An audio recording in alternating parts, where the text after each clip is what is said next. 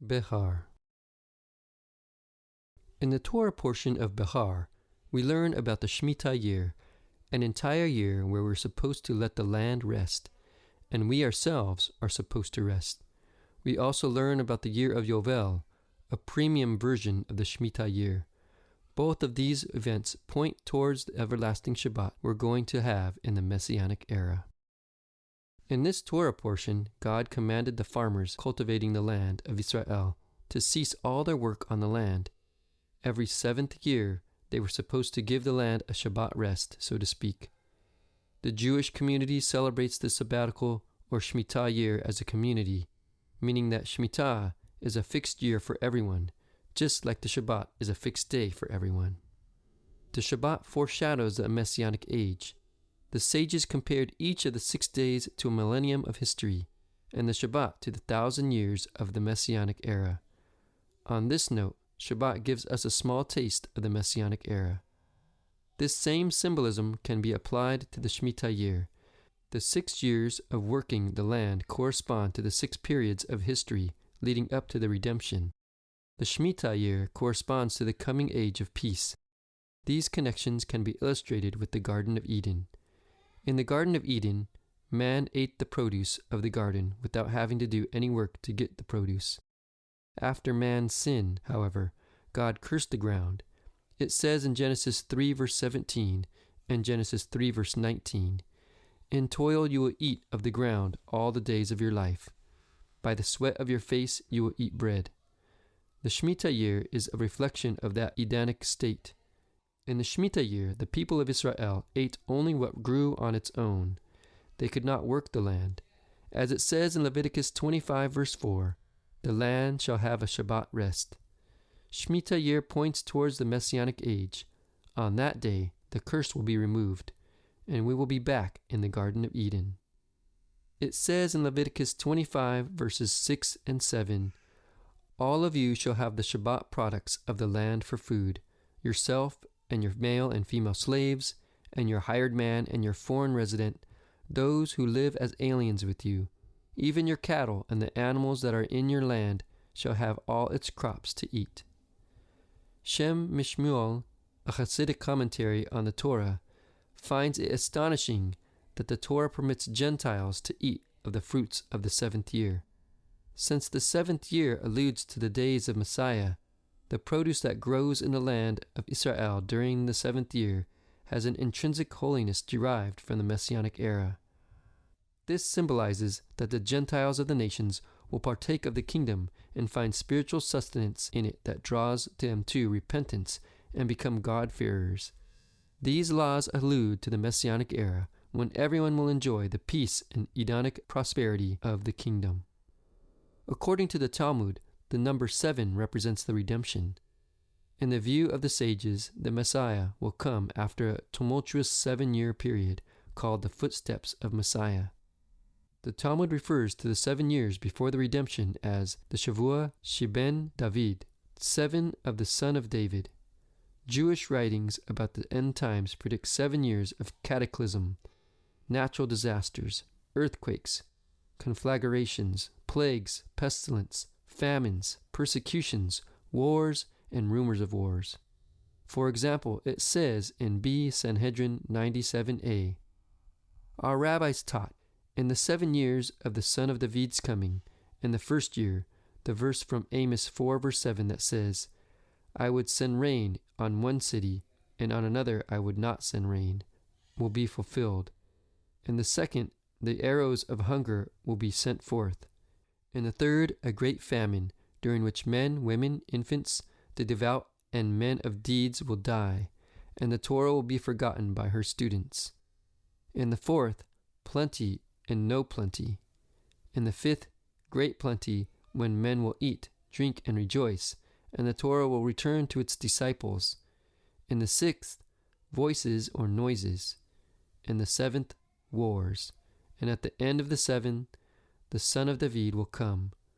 Rabbi Yosef objected, "But many such 7s have passed, yet he has not come." Abaye replied, "Was there ever voices in the 6th year and wars in the 7th? Have such troubles ever come in this order?" Some Christians also look forward to 7 years of tribulation before the coming of Messiah. Dispensationalist Christians divide the 7 years into 2 periods of 3.5 years each, the tribulation and the Great Tribulation. Those who hold this view derive it from the prophecy of the sevens in Daniel 9 and the 3 prophecies which seem to speak of 3.5 years periods as a time, times, and half a time, i.e. a year, 2 years, and half a year. Revelations 12, verses 6 through 14, seems to speak of 2 3.5-year periods of persecution before the redemption, adding up to a 7-year period of tribulation. How do we know which year is the correct 7th year? For that matter, how do we know which day is the correct 7th day? People often refuse to keep Shabbat on the basis that no one knows which day is supposed to be kept. This is not a valid reason to not keep the Shabbat. The Jewish heritage has a direct link all the way back to Mount Sinai. If Moshe and the people he led in his time knew when the Shabbat was to be kept, Jewish people today also know when the Shabbat is to be kept. While it may be possible for one person to wake up and not remember which day of the week it is impossible the entire nation simultaneously forget the day of the week. Yeshua did not hesitate to keep Shabbat on the same day that the Jewish community in his time did. The Shmita year works the same way, just as the Jewish community has not forgotten when Shabbat is. Neither have they forgotten when the Shmita year is. In Leviticus 23, God commanded Israel to count 7 cycles of 7 days as they counted off the days until Shavuot, just as Shavuot occurs on the 50th day of the Omer count. The Yovel, Jubilee year, occurs in the 50th year of the Shmita cycle, the year right after 7 Shmita years. The Yovel year has the same prohibition against working the land, but it also has additional rules.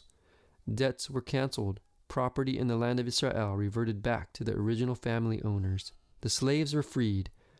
The laws of the Yovel allude to the final redemption and the Messianic Era. In the final redemption, the sins of Israel will be canceled. The land of Israel will revert back to the Jewish people. Those languishing in exile and servitude will be released, and the people will be gathered back to their ancestral heritage. It says in Leviticus 25, verse 9, "You shall then sound a ram's horn abroad on the 10th day of the 7th month. On the day of atonement, you shall sound a horn all through your land." There is another way the Yovel points towards the Messianic Era. 10 days after the year of Yovel begins, on Yom Kippur, a shofar is sounded throughout the land of Israel to announce the arrival of the Yovel. According to Rashi, the word Yovel is related to the Arabic word for horn, Yevulah. He says it is called Yovel because it is named after the blast of the shofar. It says in Isaiah 27, verse 3, "A great trumpet will be blown, and those who are perishing in the land of Assyria and who are scattered in the land of Egypt will come and worship the Lord in the holy mountain at Jerusalem." The Yahut Moshiach says in Or HaTorah, Teachings for Rosh Hashanah, "A deeper understanding of the sounding of the shofar all through your land pertains to the great shofar that will herald the Messianic Era. In regard to the Jubilee year, the Torah says, 'You shall thus consecrate the 50th year and proclaim a release through the land.'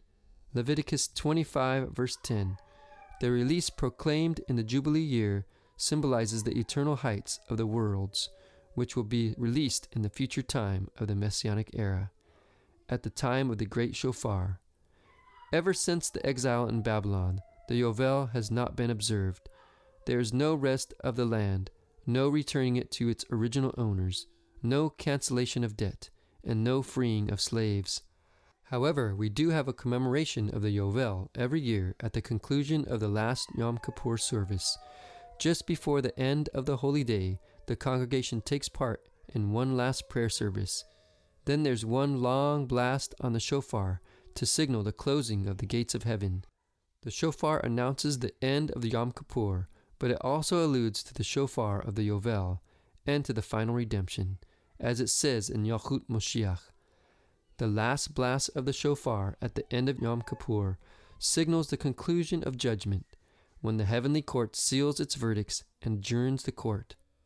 On a deeper level, this signals the nullification of idolatry, as it says regarding the great shofar of the future. They will come and worship the Lord in the holy mountain of Yerushalayim. This is the deeper meaning of the shofar.